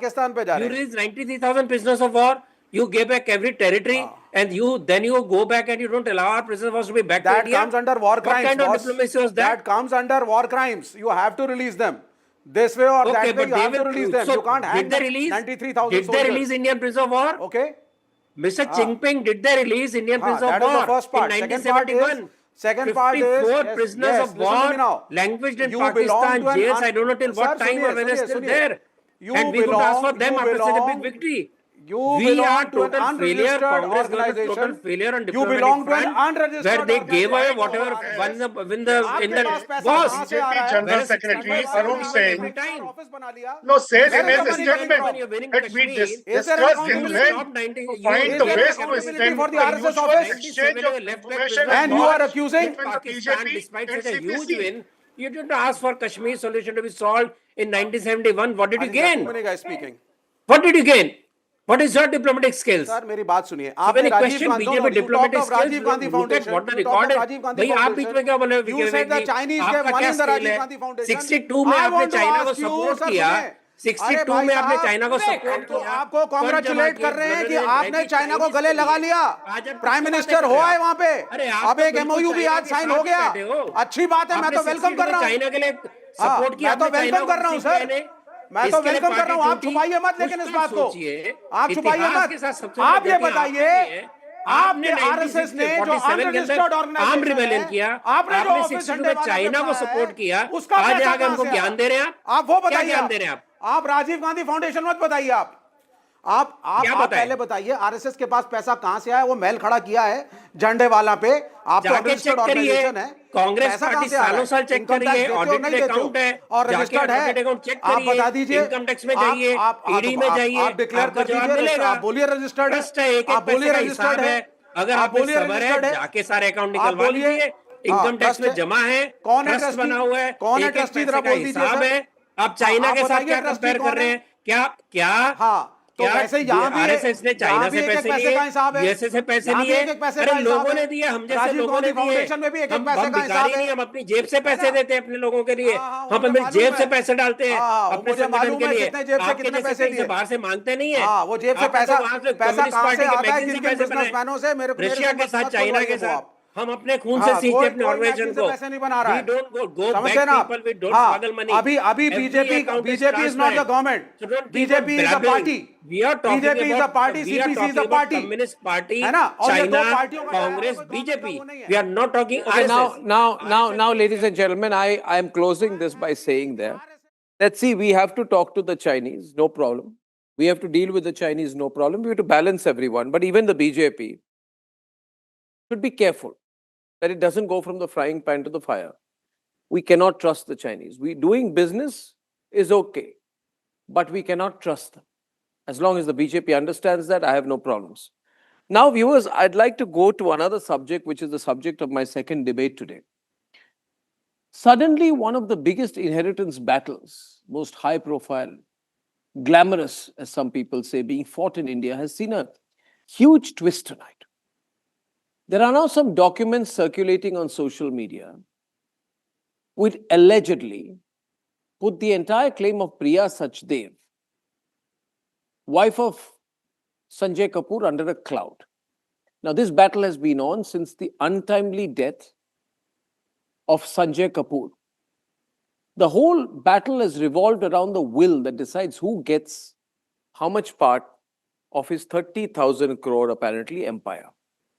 These documents now circulating and big claims being made are that Priya Sachdev was not present when even the will was signed. I'd like to say that we can't vouch for the authenticity of these documents. But the documents which are being reported suggest that she was in Delhi. She was not there where the will was signed. I don't know what the truth in this is, but the implications are big if this were to be true. Let's take a look at the latest twist in the story and then we'll debate. A high-stakes 30,000 crore inheritance battle and a shocking new twist. On your screens, the will that was signed on 21st of March 2025 at the Unrest Investment Private Limited office in Gurugram. Priya Sachdev claims she was present as an eyewitness when the will that leaves late industrialist Sanjay Kapoor's entire personal estate to her was signed. But there's the unexpected turn. Documents circulated online indicate that on 21st of March, Priya Sachdev was allegedly in Delhi and not Gurugram. For the whole day, there was no record of her mobile tower pinging at the location where she was supposed to be the eyewitness. A will already under scrutiny. The fresh evidence now directly challenges Priya Sachdev's sworn statement in the court. Claim versus claim. A family at the center of a wealth controversy. Did Priya Sachdev lie in court?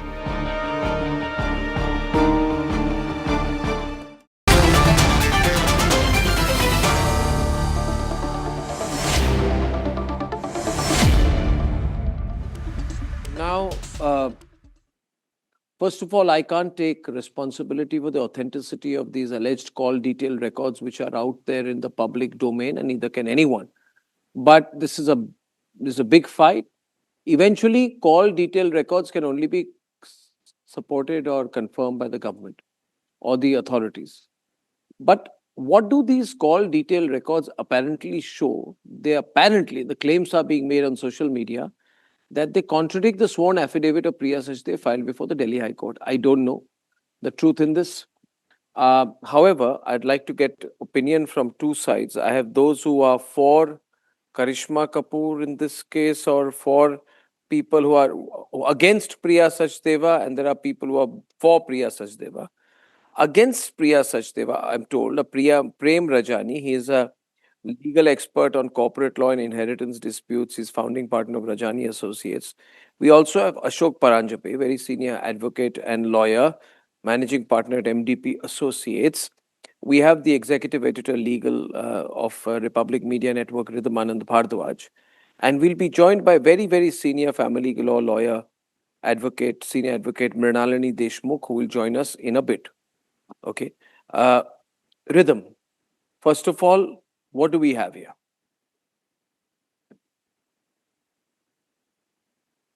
Can you unmute yourself, Rhythm?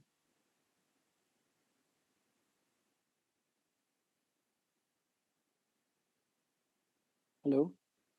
I can't hear you. I've just been told the problem in our audio. We're trying to fix it. Okay, no problem. Mr. Paranjape, what can I start with you? What do you think? What do you make of this? Yes, so I think I would like to begin with the fact that the hearing has been completed by the High Court judge, the learned judge, and the case has been reserved for orders. So essentially what happens in such cases is that no further evidence, if it is, comes to the hands of the plaintiff, can be led. But of course, in this case, she can make an application to the High Court and say that this is the evidence which is very germane to the case. And that is why it should be admitted in evidence, or rather whatever evidence she has in this respect, that she can produce before the court. But what I believe from the court records or orders which I have seen is that the court has said that now no further pleadings can be filed. But of course, the judge has the complete discretion in this case.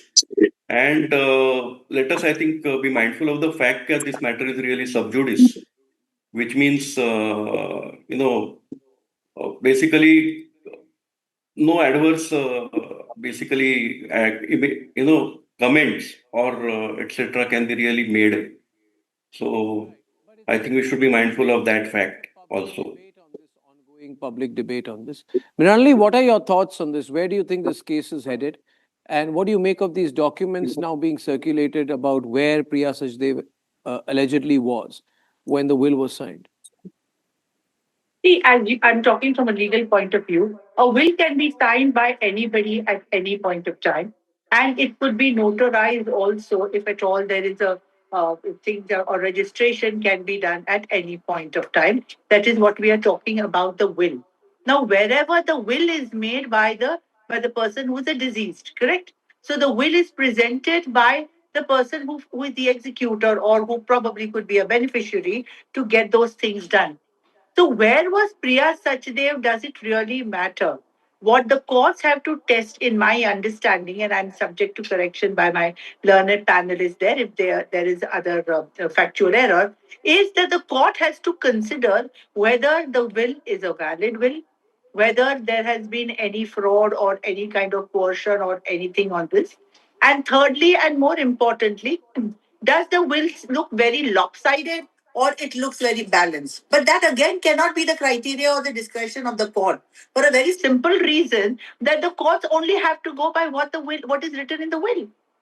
And today, as you know, with the amendment that has taken place, the probating of the will also now has been done away in cities like Chennai and Kolkata and in Mumbai also, which otherwise we needed to do in cases of immobile properties.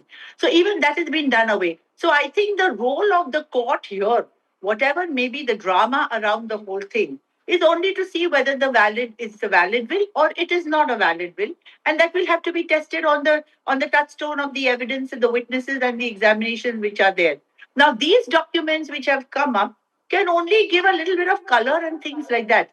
The real meat of the matter is what is in the will and how the courts are going to interpret it. But if it is said allegedly that she says she was in X, but she was actually as per CDRs in Y, then what happens in a case like that? The will is made by the deceased. The will is made by the deceased, and wherever his wife, his child, his daughter, or whoever may be, has nothing to do with it. Most of the people make their will in absolute secrecy. They may say, okay, I'm going to a particular place, and they may go to some other place and make their will. Whatever may be the case. Okay, one minute. There's another angle in this. Where is this whole issue, rhythm of who is where? How is it relevant? To the point which Meenakshi raises now, that the will is made by the deceased. Where does Priya come in? Exactly. Mrinalini, very good evening. I think all of you making decent points about where a will should be. But today, the twist that Arnab is talking about and what we are debating is a little different. The will has been argued. The case is already now in the Delhi High Court. But what we are looking at on social media is new call data records that are suggesting that she has possibly given the wrong facts in the Delhi High Court on the sworn affidavit. As defendant number one in the case, she's written on a sworn affidavit, and that's the graphics that we were playing out, that as defendant number one, she was present. On the left side, we are showing that she says that on 21st of March 2025, this will was signed. It's a paragraph from that affidavit. 21st of March 2025, when the deceased Sanjay Kapoor signed the will, she says she was present. Now the call data records on the right side of the screen show, in fact, that on the 21st of March, she was not present in fact, Gurgaon. The entire day she had been in Rajokri, apparently where she stays. So this raises a different question, not only about the authenticity of the will, which allegedly is forged, is what has been stated by the lawyers of the other side, which is, of course, for the Delhi High Court to decide, Arnab brightly pointed out. But the larger question here, has she lied on oath? Because then this becomes a case. But it's a question. I mean, how is the point being made here? Rhythm. It's a question. In social media, you can say a lot of things, but how does that perjury completely vitiate the will? I'm talking as completely as a lawyer. How does one statement completely vitiate it? Of where she was? But because I don't know whether it does. The point is, Mrinalini. See, if now a person has given the wrong facts on an affidavit, right, and she says, I'm just saying, if she has said that I was present when the will was signed, she need not have said that. It is not germane to her claim. I agree with you. It is not necessary for the beneficiary of a will. A person can sign a will in Delhi and the beneficiary may be in Antarctica. It makes no difference. However, the argument being made is that has she said that she was there when the will was signed? Now that she has said that I was there when the will was signed, is that not giving a wrong information on an affidavit? And if it is therefore wrong information on an affidavit, Prem Rajani, does that have an implication on the case itself? Hi. So I think on this point, I'll slightly digress to this point that what statement was made to this element right or wrong. Just I'll answer that a little later also. The subject is, because I like Ashok transparently mentions a sub judice matter, so we should not speak more on the exact argument the senior counsels in the court But just coming back to your point, I'll just take a minute digression. When we have clients of such high profile clients, naturally the process where they make a will, they make a trust, they have appointed law firms, accounting firms, or trust fiduciary companies. There's a long drawn process. The quality of witnesses all matters a lot. Whether it was given to X or to Y, that's something for the testator or the deceased person to decide how he wants to distribute the property. But in this particular transition, I see none of them happening of that nature. There's not a, I'm not sure whether any law firm was really involved in preparing this particular will, whether it was registered with the sub-register, which is a common practice when the stakes are very high.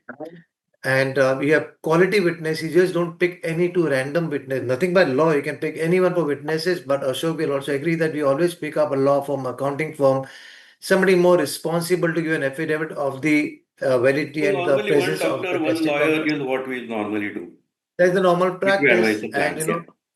and But that is so only they were to not really discussing on this matter. Back on the matter when Ranit mentioned that one of the aspects of the particular affidavit being incorrect, perhaps right, I agree with her that it can be overlooked for the larger picture, but this is just one of the very smaller factor point of the location being present in Delhi or Gurgaon. But I see far more than just one statement in the particular affidavit, which should be looked upon or discounted. But I think one has to look at a larger picture of how one would make a will of this particular stake involved. I'll take a break. Somebody else may want to add something. No, I would just would like to Is add, everything? Prem, Yes. Yeah, go ahead, sir. in this No, go ahead. aspect, is that the will need not be registered. I mean, it's not mandatory in law that the will has to be registered. All that is required is there should be two witnesses who would have seen the testator, that is the making of the will, and that the testator has signed in front of them. So that is what is But again, important again, in I law. ask you this. I ask you And, this, sir. uh, I am no, confused about one thing, sir. Just If a I may second. come in for a moment, I'm Yeah. confused about one thing. Yes. Why is she saying that the will was signed in her name? Legally speaking, Yeah, absolutely. Ashok That ji, is, yeah. why that is she saying she was present? Correct. Yeah. So that might Why be a has she factor. made that part of her affidavit? That might Why be a has she factor which will mentioned give the that plaintiff at the all? right. Yeah. Has she Correct. been misled? Has Priya Sachdev been misled by someone into making that claim in an affidavit that I was present? How is that material to her claim? Why has she done that? That I was present. You are the beneficiary. Whether you are present, not present is irrelevant. The witnesses have to be present. If it is proved that the witnesses are not, why does she have to say I was present? Now that is something which we cannot really answer. I mean, her lawyers need to. Tell you what, in the what do I say, the excitement or things of bringing out the so-called authenticity, sometimes I have seen in my profession that people do go overboard and overemphasize and over sort of state certain things which are not necessary to be stated. That is where a person like a lawyer, like the caliber of the lawyer that we have here on this panel right now, are the ones to Said, guide. Meenakshi, leave the documents circulating in social media aside. Let us, Mrinalini, let me disregard that. What is in social media? Let me disregard the call detail records. Let me say that is all a lie. Let me say that is rubbish. That is in social media. It holds no legal claim. Let me take that position that I don't know where she was, which tower, which location. I don't know whether the documents are fake or not. It's circulating. Fine. Forget all of that. Okay. I am only on another point tonight. I forget all this. The CDR controversy, telling a completely different story. Let us assume this is all malicious. We are discussing is because it's become an issue, it's trending, it's on social media, obviously a high profile case, it will gather attention. My question is, she has said in her will that the signature of the late Mr. Sanjay Kapoor along with the signatures of the witnesses are duly affixed on the will. Defendant number 1 was also present. Yeah. She has said defendant, which means she was an eyewitness to the signing of the will in her interest in the presence of, okay, he loves his wife, he's getting the will signed by eyewitnesses telling his wife that I am giving you everything. This is the claim. Now, first of all, why is she saying that? that, my lord, I was there when the will was signed in which I am a beneficiary. I'm sorry, that is not, I mean, I don't know, has somebody misled her, Mrinalini? Who does this? But to show the authenticity that I am vouching the authenticity when you're the defendant. I'm sorry. Mrinalini, to show the... No, 1 minute. Forget this. Forget the CDR. You are showing the authenticity of the will by saying I, who is benefiting from the will, was there when the document was signed in my interest by my late husband. Now, you have said this, you've added that line. Now you've opened yourself up to questioning. Where were you actually? Were you at a party? Were you what does your call detail record show? Where were you? This issue would not have been an issue had she not made the claim that I was there when it was signed. Has this been a legal mistake by her? But Ashok would agree that some of them, they overstate the things which are not required. And that is what... Did she overstate that? No, point being, Mrinalini, you see, it's an Abel Mujhe Maar situation.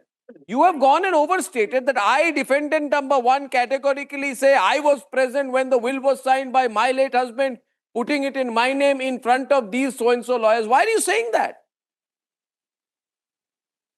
Has somebody misled her, only the lawyers can answer that. It will, I mean, for us to state something on this topic. And Arnab, there is stating anything. I'm just saying that now that this issue has come up, it's just a commonsensical question. Yeah. No, just one major point. The CDR records actually are not accessible to third parties or members of the public. Now it will be a point of how will be the plaintiff able to prove as to how the CDR records were obtained by whoever has obtained them and put on the the social platforms. So it will be a social media. A lot of things circulate on social media. It gets picked up. Maybe it has no relevance. But that authenticity will have to be proved ultimately. Authenticity cannot be proven.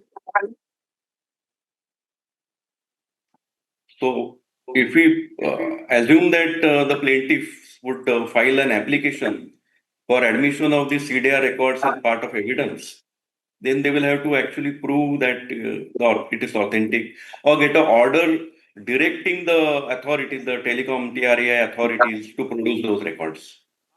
That is my submission. Take on this. We do not know how they have come because this is still not tested. And Ashok, as you rightly said, that this is still matters are sub judice. It's for the courts to decide.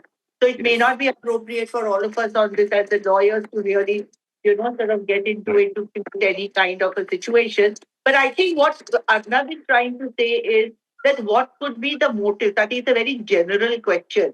That what could be a motive is what he's trying to ask us by stating this or overstating some of the things.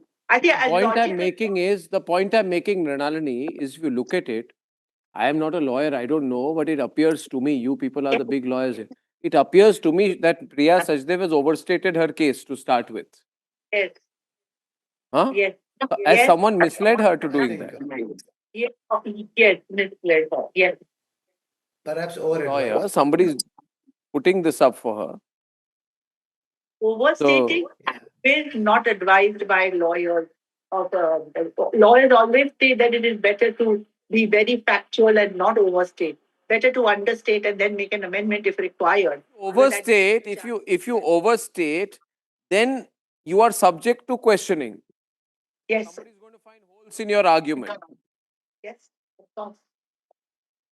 I don't know. I think so. But there is one more thing that the court is also going to be looking at. Like the lawyers also said, Arnab, there has to be an application in the court for the call data records to be made public. It's possible, even if not public, it has to be placed before them so that the courts can, in their wisdom, decide what needs to be done. Because the larger question now, Mrinali and Ashok, will become, was the document at all executed? If possibly there is an allegation now that the eyewitnesses could be lying. That's the bigger question that this could lead to, which the courts have to, in their wisdom now, examine.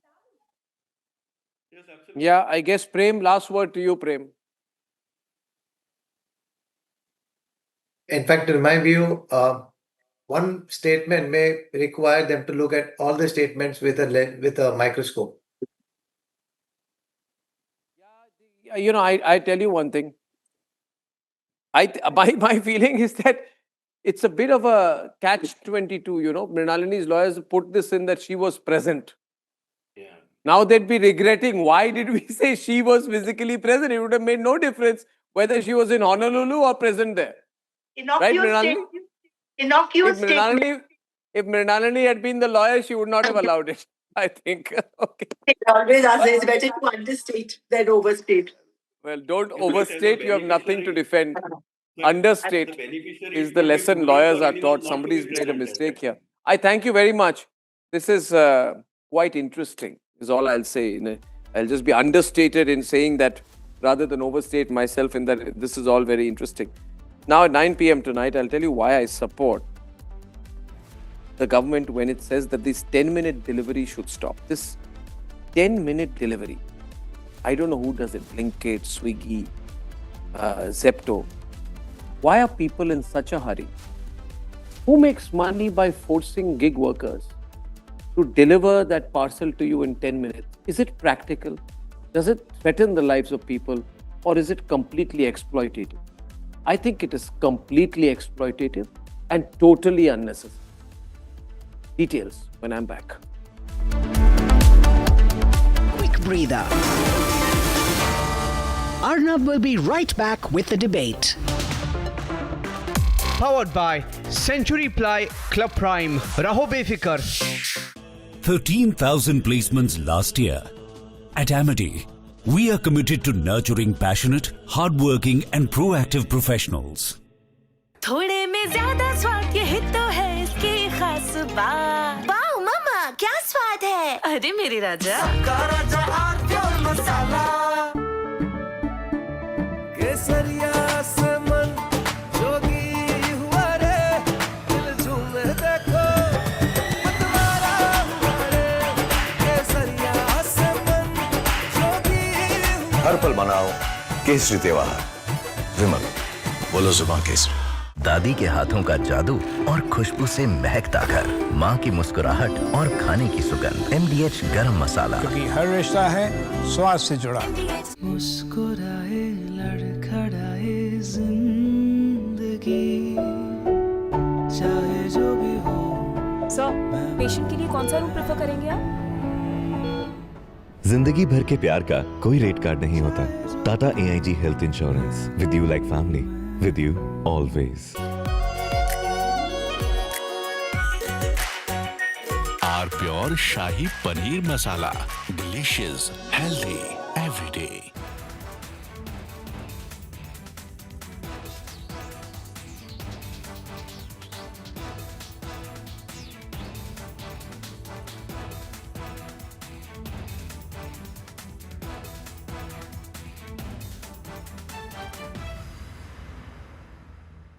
The icy cold waters of the Atlantic Ocean are getting hot, and how? The United States, in an overnight operation, has seized 2 oil tankers, one in the North Atlantic near Iceland, the other one near the Caribbean Sea.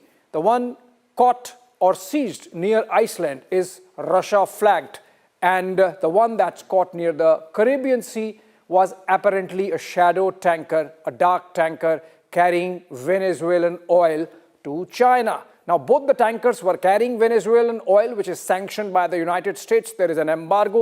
It's interesting and a little curious how the 2 tankers could leave such heavily guarded waters, which are guarded both by the US Coast Guard and the US.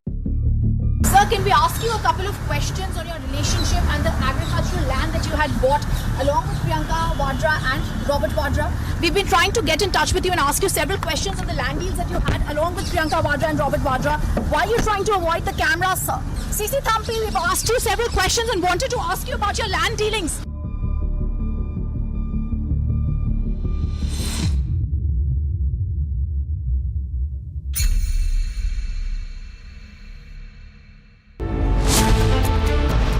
Big win for India's gig workers. Centre asks 10-minute apps to drop the deadline. no more 10-minute delivery. Debating at 9 p.m.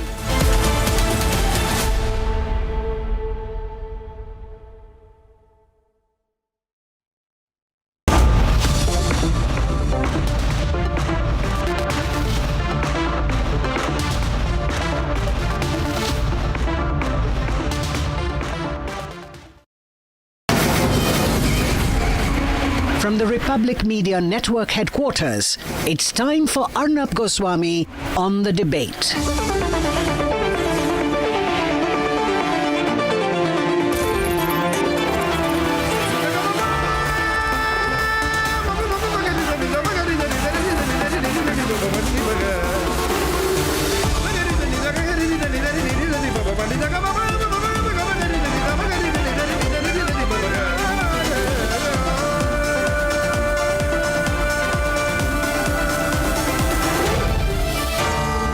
Arnab Goswami on the debate. Ladies and gentlemen, time now for the nation's sharpest opinion. I don't know who these companies are which gives them the right to do whatever the hell they want.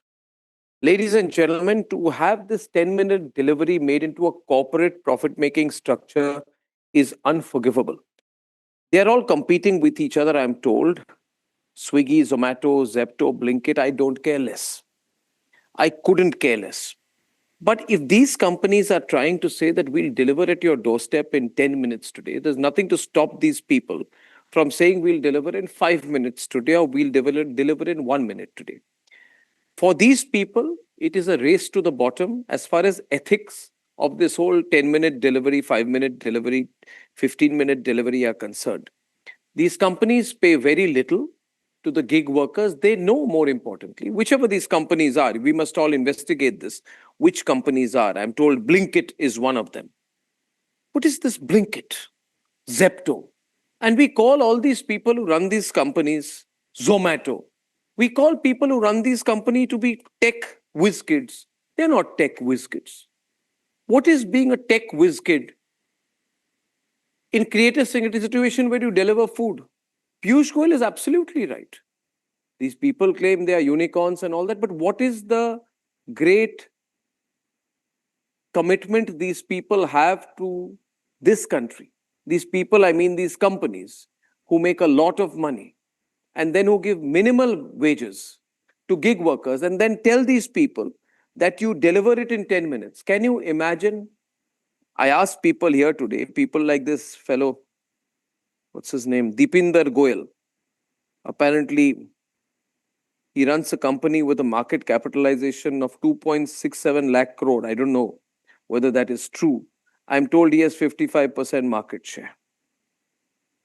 I don't know. These are all claims that are made by these companies. And he says, don't worry, I'm not overworking the gig workers. My question to Deepinder Goyal is, does he also do this 10-minute delivery?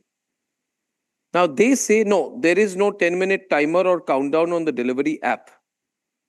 And then claims that we are doing 10-minute delivery because our stores are closer to our customers. I'm asking you, Deepinder Goyal, you go around with something attached to your head these days, I'm told. Some strange thing that you're testing on yourself. You have time to do all that. And why do you have the time to do all that? Because there are people, these gig workers who do these deliveries. You are saying that I am only driving 16 kilometers an hour. I don't care less. The fact of the matter is, Deepinder Goyal and all you Blinkit, Zepto, Swiggy and Zomato types, why are you talking about 10-minute delivery? It's a race to the bottom. Somebody will say 9.5-minute delivery. Somebody will say 9-minute delivery. You are doing the brand messaging. You're creating a situation where we are being selfish in our attitude. You're being selfish. You're making money with huge valuations and then going around doing whatever you want and preaching and saying you want to give back to society.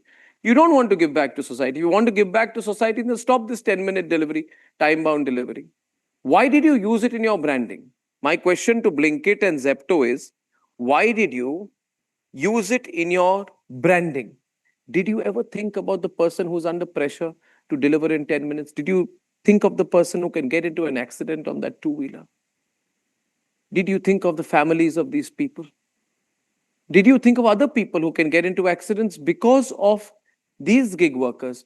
You see, viewers, these companies are becoming totally exploitative. They want to give cool clothes, good branding, like this stuff, 10-minute delivery, kind of jumper dresses, and then they want to appear cool, and then they say that, we are one among the people. Then one of these days, every one of these days, these billionaire owners of these companies will say, I'm a gig worker for a day. You're not a gig worker for the day. Stop acting. Stop acting. You're as much a gig worker as Shah Rukh Khan is a commando. It's ridiculous, ladies and gentlemen. It is so wrong. This gig economy is not facilitating the livelihood of gig workers. It is exploiting them. Startups which are delivering food are not a great contribution to the country's innovation or thinking. We can very well do without them. But if you want to create a situation where you say, I'll get you grocery within 10 minutes, I would like to ask you, how much are you paying that person who is risking his life to give grocery in 10 minutes? Are you giving them a share of your income? If you're asking them to have employment without rights, if you're telling them that this is my branding and in this country I can exploit people to the extent I need, as long as the person on the other side does not complain and has signed up for the service, then my question is clearly, ladies and gentlemen, how much money does a delivery worker get? Is it 10,000, 15,000, 20,000, 25,000, 30,000? Some people are saying that it's around 22,000, 25,000. For 25,000 rupees a month, you ask people to risk their life? Absolutely unacceptable, ladies and gentlemen. Absolutely unacceptable. I'm glad this issue has been raised. I'm happy that Raghav Chadda has raised this issue. I'm happy that the government has picked up on this issue. But I would like to tell you, ladies and gentlemen, that if you want to have a real argument, then we must call people like Dipinder Goyal, the founder of Zomato, into our studio. I'm going to send a letter to him because he's being such a spokesperson for these people. And it's not cool, Dipinder, to do what you're doing and then say, no, it's fine.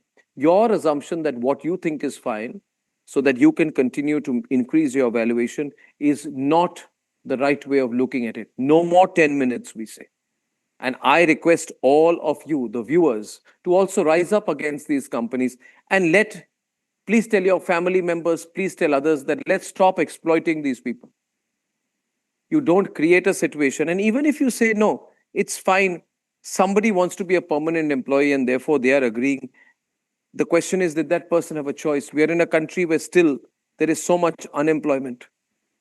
And there are a lot of people out there who will say that we have pain, we have misery.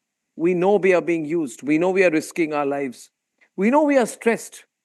Does it not cause not just physical hardship, but mental stress to a delivery worker to get you that pizza in 10 minutes? Put yourself in the shoes of that gig worker. Dipinder Goyal, Swiggy, Zomato, Zepto, Blinkit, whichever companies are doing it. Put yourself in the shoes of that gig worker and say, what will happen if biryani is delivered in 15 minutes and not 10? What will happen? You want to create a situation where you say, I have a market advantage over a retail company, because people are very lazy nowadays. They would want the pizza in 10 minutes. They don't care if somebody dies delivering that pizza. I would tell you, people care. I'm happy that Blinkit, I'm told, has stopped its 10-minute delivery branding. But to Blinkit, I will say branding is not the point. Make a statement saying that you will not do it and open yourself up for questioning. Blinkit, Swiggy, Zomato, and Zepto cannot get away with this. They have to tell us why they did it. Because if there is no other value addition that you are providing apart from the time of the delivery, the time work of the delivery, I want to ask these people, Swiggy, Zomato, Zepto, Blinkit, what study did they do after which they came up with this 10-minute delivery scheme? Which study did you do that? And don't fool us. Don't say, oh, I'm close by, I've set up such a hub and spoke model that I'll get you the biryani in 2 minutes. It's not true.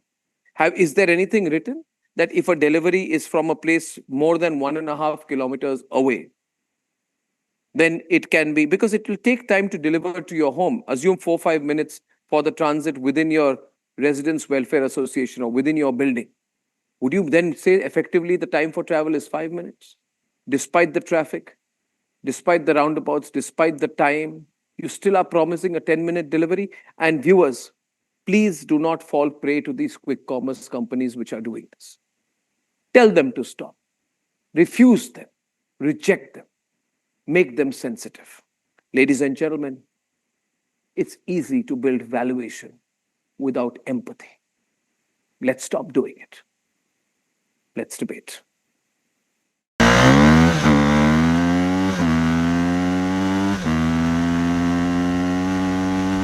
For years, India's quick commerce giants sold one promise: speed. 10 minutes, no excuses, no delays. But the promise came at a cost, pushing riders to race, rush, and risk their safety on the roads. Gig workers across India protested. From Telangana to major metros, riders demanded dignity, fair pay, safer working conditions. अभी हमारी तो मांग यही है कि हमारे पैसे थोड़े बढ़ाए जाएं। जो हमारे 4.5 किलोमीटर 5 किलोमीटर के 20 रुपए दिए जाते हैं, उस पर थोड़ा ध्यान दिया जाए। नहीं, प्रेशर तो होता ही है 10 मिनट में, बट डिलीवरी तो नहीं हो पाएगी। 10 मिनट में कैसे पहुंचेगा आदमी? हम जल्दी के चक्कर में जाते हैं, रेड लाइट भी तोड़ते हैं रूल्स, और हाँ चालान भी भरते हैं, और वही 50 रुपए 60 रुपए के चक्कर में अपना नुकसान भी करवा लेते हैं। तो उसमें क्या कह सकते हैं हम? Amid rising concerns, the Union Labour Minister Dr. Mansukh Mandavia has stepped in. Following the intervention, Blinkit has removed its 10-minute delivery claim from all platforms. Others are backing off too. No more rigid delivery deadlines. In response, the government has proposed a major welfare move. Gig workers may soon get access to central social security schemes, health cover, and accidental insurance. This is more than just a rollback of a marketing slogan. It is a warning to platforms built on pressure that speed cannot come at the cost of human lives.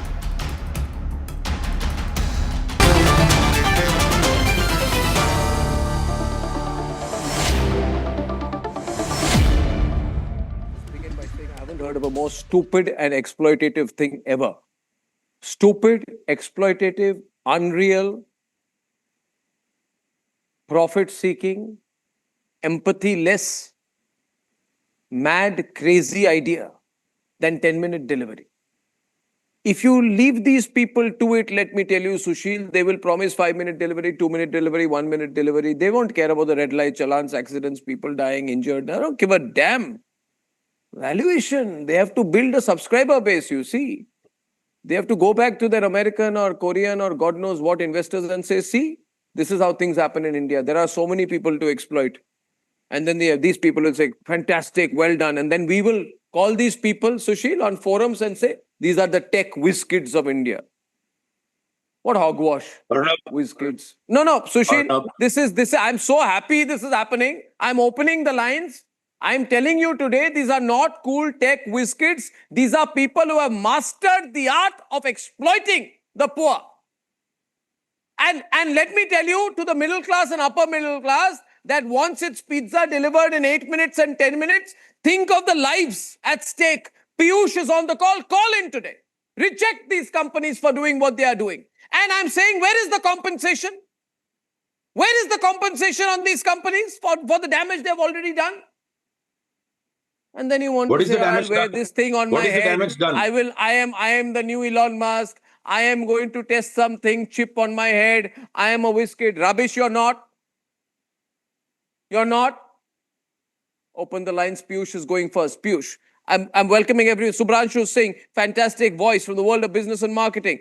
And Sanjay Gaba, All India Gig and Platform Workers Union. Piyush Joshi, national spokesperson AAP. Lokesh Jindal leans to the right these days. Sushil Kedia of Kedianomics and Manish Pariyar is on the debate. Piyush, your first You're first on this. There are two. Yeah, thank you so much, Arnab, for having me on such an important debate. There are 2 points that I take forward from this particular topic of yours. One is that it takes a Aam Aadmi MP for people to understand that what this 10 minutes fiasco means. For those people who are trying to earn their daily wages or daily bread through hard working, through signal jumping and whatnot.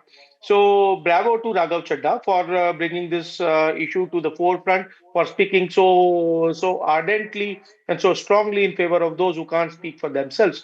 Number two, where is that clear-cut e-commerce, business guidelines?